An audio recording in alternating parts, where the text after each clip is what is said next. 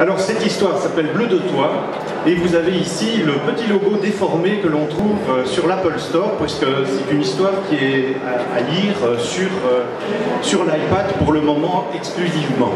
Voilà. Alors je suis un illustrateur, auteur, écrivain qui a toujours vécu dans le papier, mais il y a quelque temps, en rencontrant Côte, la maison de production qui m'a proposé de travailler avec elle, mais qui m'a fait découvrir l'outil, je me suis dit qu'il y avait quelque chose d'assez extraordinaire qui se passait au niveau des possibilités narratives. J'ai confié un iPad à ma fille qui a 5 ans et elle s'est mise à jouer sur l'écran et à découvrir de façon absolument intuitive toutes les possibilités de manipulation. En voyant ses petites mains courir sur l'écran, je me suis dit que quelque chose de révolutionnaire était en train de se passer alors que j'étais un admirateur du papier. Alors j'avais plein de désirs par rapport à des nouvelles possibilités de dessin. Je cherchais depuis quelque temps à faire un livre monochrome avec une technique de hachure et de contre-hachure et entièrement bleu, d'où l'idée de Bleu de toi.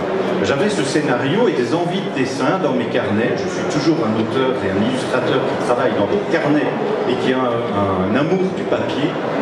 Et donc j'avais toute une série de dessins comme ça, en hachure et contre-hachure. C'est un dessin tout à fait classique que je continue à travailler comme ça dans les carnets. Et j'avais l'envie de créer cette histoire Bleu de toi. Et donc je rencontre cette petite maison de production qui sont des artisans du numérique, comme je suis un artisan du bouquin, et je leur ai proposé le scénario. Et tout de suite en discutant, et c'était très agréable, moi toutes mes rencontres d'édition se sont toujours passées dans des cafés ou dans les restaurants, mais on n'est pas là pour parler de cuisine, quoique j'ai un peu faim. Et donc voilà, on est arrivé très rapidement à un accord, et toutes les possibilités de la manipulation de l'objet m'a conduit à jouer sur ce que l'image ne présente pas. Et ça m'a toujours passionné de travailler sur l'idée du hors-champ. Je crois que pour un illustrateur, ce qui est vraiment intéressant, c'est de créer des images qui proposent des choses qui se passent en dehors d'elles. Et donc vous avez vu l'image précédente, c'est la première image qui apparaît. Quand on glisse l'image sur l'écran, on découvre une autre possibilité. C'est le principe de base qui va se passer sur l'iPad. Ça me permet de raconter des choses dans un second temps en travaillant principalement sur le principe du hors-champ. Donc ici on voit vraiment bien le mécanisme. La majorité des illustrations qui appartiennent vraiment à une histoire progressive ne sont jamais présentées dans leur entièreté, mais on la découvre au fur et à mesure en manipulant avec les doigts et en faisant glisser, en découvrant les images. Donc ici, il y a un véritable petit voyage qui se fait, c'est le principe de base de l'histoire à découvrir. L'autre chose qui est absolument prodigieuse, c'est qu'on est dans le tactile et que, par exemple, cette image-ci, qui présente le cadeau du bouquet de fleurs, qui est assez classique, permet de manipuler les fleurs, de les caresser doucement et elles se colorent au fur et à mesure. Même chose pour ces grandes illustrations, certaines illustrations font plus d'1 mètre de long et on doit voyager véritablement dedans. Et donc en tapotant sur les personnages, vous avez du bruit. Donc quand je présente le projet comme ça, c'est assez difficile parce que j'ai envie d'aller tapoter sur l'écran, mais ça ne fonctionne pas. Il faudra que vous passiez à la maison, on manipulera l'iPad. Voilà. Alors même chose ici, l'image va se colorer progressivement lorsqu'on caresse le monstre.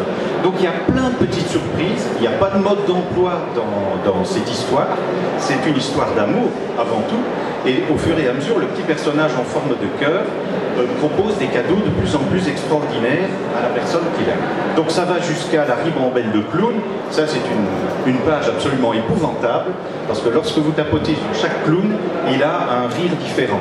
Et donc on peut multiplier les rires progressivement comme ça devient un brouhaha absolument formidable, mieux qu'ici. On devrait le faire pour supplanter le Pecha du salon. Alors, c'est un travail où j'ai eu une immense liberté, c'était vraiment tout à fait passionnant parce qu'au fur et à mesure que je dessinais les illustrations, venaient les idées aussi de numérisation. Et donc, je tiens à remercier aussi le collaborateur, c'est l'ingénieur qui a travaillé avec moi et qui m'a donné des idées. On a échangé tout le temps, souvent la nuit, on s'est envoyé des mails. Et donc ici, par exemple, là vous avez une des grandes illustrations qui est simplement photographiée sur ma planche à dessin. C'est une immense bibliothèque. C'était la moindre des choses que le petit personnage offre une bibliothèque. Et en tapotant sur certains livres, vous les ouvrez et vous créez vos propres histoires. Toutes ces illustrations sont réalisées au bic bleu. J'ai une passion pour le bic en hachure et contre-hachure. Donc vous voyez ici les outils de base, c'est vraiment un long travail minutieux qui rejoint la gravure et les techniques très anciennes du dessin, de la hachure et de la contre-hachure. Alors ça m'amusait beaucoup de travailler avec ces techniques très anciennes dans une technologie tout à fait contemporaine. Et très curieusement, je trouve que mieux que dans un livre papier, on parvient à rentrer dans le dessin, parce qu'avec des effets de zoom, on voit vraiment les matières du bic, peut-être davantage encore que si elles étaient imprimées sur du papier. Voilà. J'arrive petit à petit au bout. Le bic est un matériau terrible. Vous savez qu'il crache au bout de quelques moments, il chauffe. Et donc il s'agit de temps en temps d'enlever les petites pétouilles. Donc on rentre vraiment dans la technique ici du dessin. J'ai des petites feuilles de papier pour nettoyer continuellement le bic une fois qu'il chauffe. J'ai actuellement à peu près utilisé une vingtaine de bics. Voilà, alors il y a aussi un fond sonore. Tout à l'heure je joue à Esneux un concert de clarinette, c'est pour ça que je ne resterai pas très longtemps avec vous, mais dans l'application c'était aussi l'occasion d'introduire la musique et narrativement d'ajouter tout un fond sonore. Donc c'est aussi moi qui joue de la clarinette par rapport à mes personnages. C'est mon petit opéra, voilà.